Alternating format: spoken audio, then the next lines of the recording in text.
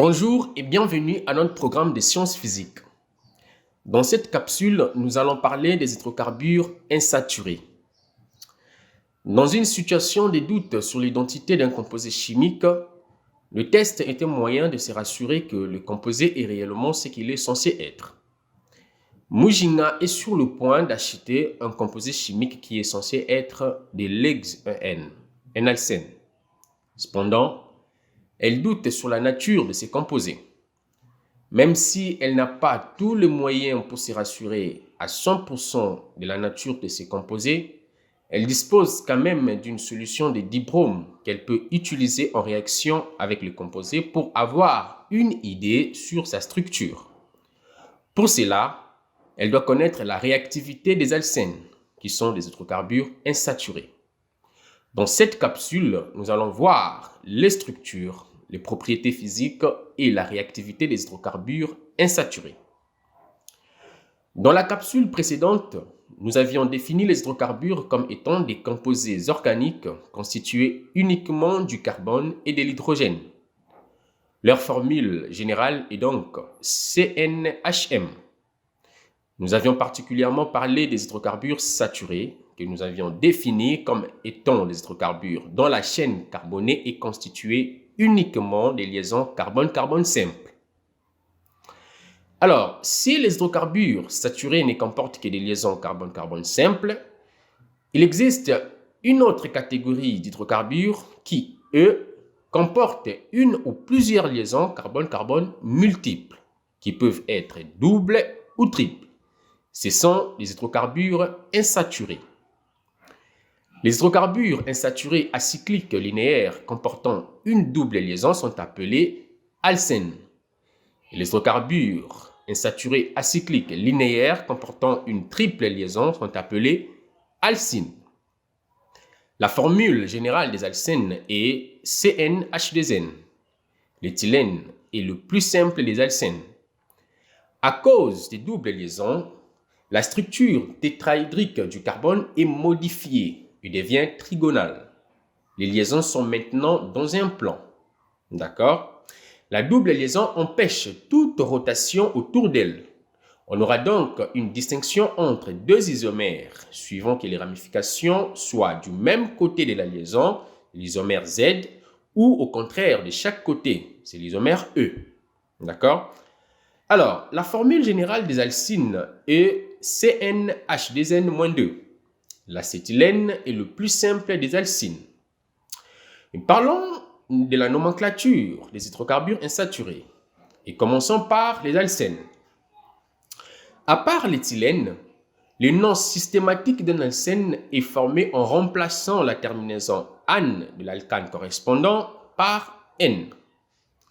S'il y a plusieurs doubles liaisons, la terminaison sera adiène, atriène, selon qu'il y a 2, 3 doubles liaisons. D'accord? La chaîne est numérotée de façon à donner l'ensemble d'indices le plus bas pour les doubles liaisons.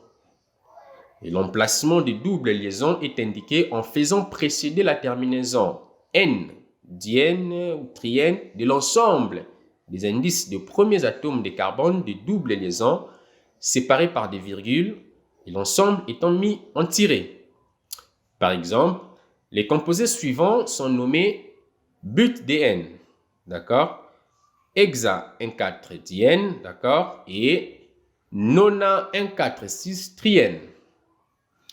Les noms usuels des composés suivants sont éthylène au lieu de éthène, alène au lieu de propa 1,2-diène, d'accord.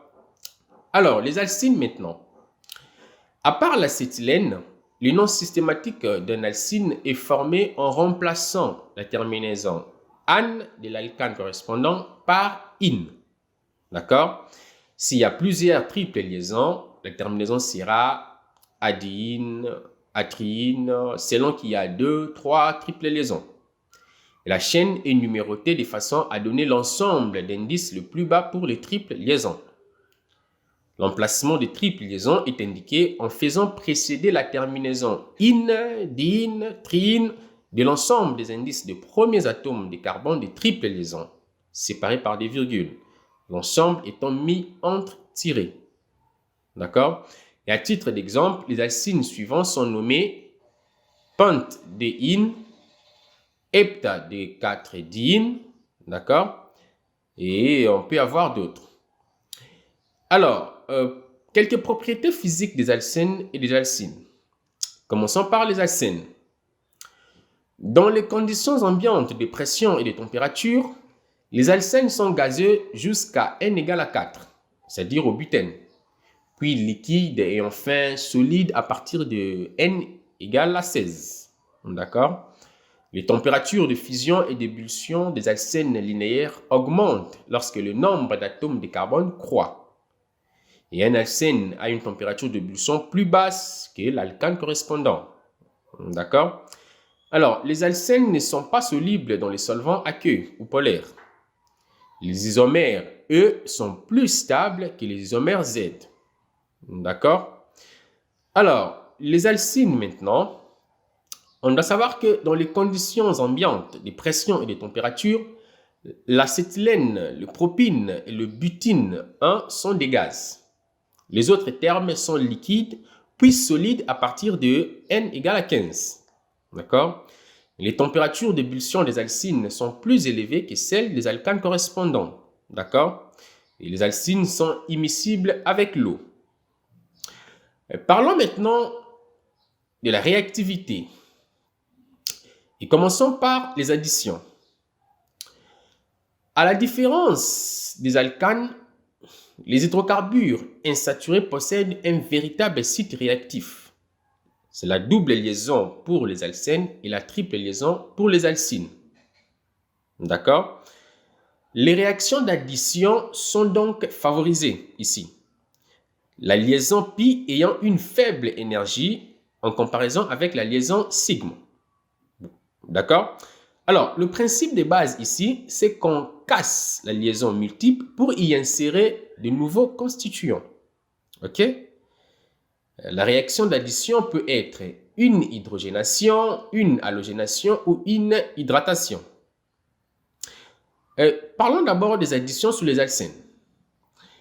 L'hydrogénation d'un alcène, c'est-à-dire l'ajout d'hydrogène, conduit à la formation de l'alcane correspondant selon les bilans et la réaction globale suivante. D'accord? Comme vous pouvez voir. R et R' sont des groupes alkyles. Et le platine ou le nickel sont utilisés comme catalyseurs de cette réaction. Alors, l'halogénation d'un alcène consiste à ajouter un dihalogène, un alcène, selon les schémas suivants. D'accord? C'est d'ailleurs une réaction d'halogénation que Mujina va utiliser dans son test. Le dibrome qu'elle dispose en solution est un halogène. En le mélangeant avec le composé à tester, s'il y a réaction, il y a plus de chances que le composé soit celui qu'il est censé être, l'ex et N. D'accord? Alors, l'hydratation d'un alcène, c'est sa réaction avec l'eau. Et elle conduit à un alcool, selon le schéma global suivant. D'accord? Et cette réaction s'opère en présence d'acide sulfurique. Les alcynes maintenant. L'hydrogénation d'un alcyne en présence d'un catalyseur peu actif comme palladium conduit à un alcène. Et l'hydrogénation en présence de nickel d'urané plus actif conduit à l'alcane. D'accord? L'halogénation des alcynes s'est faite selon les bilans suivants, comme vous pouvez le voir. D'accord? Alors, l'hydratation ou l'addition d'eau sur les alcynes est catalysée par les ions mercure 2. À partir d'un alcyne, on obtient un aldéhyde, suivant l'équation générale que vous pouvez voir là. D'accord? Alors, les alcynes désubstitués produisent des cétones, comme vous pouvez le voir. D'accord? Alors, réaction de combustion maintenant. Comme les alcanes, les alcènes et les alcynes peuvent subir une combustion complète dans les dioxygènes selon les réactions suivantes. Voilà, nous avons ces réactions, nous avons le cas de l'alcène et le cas de l'alcyne.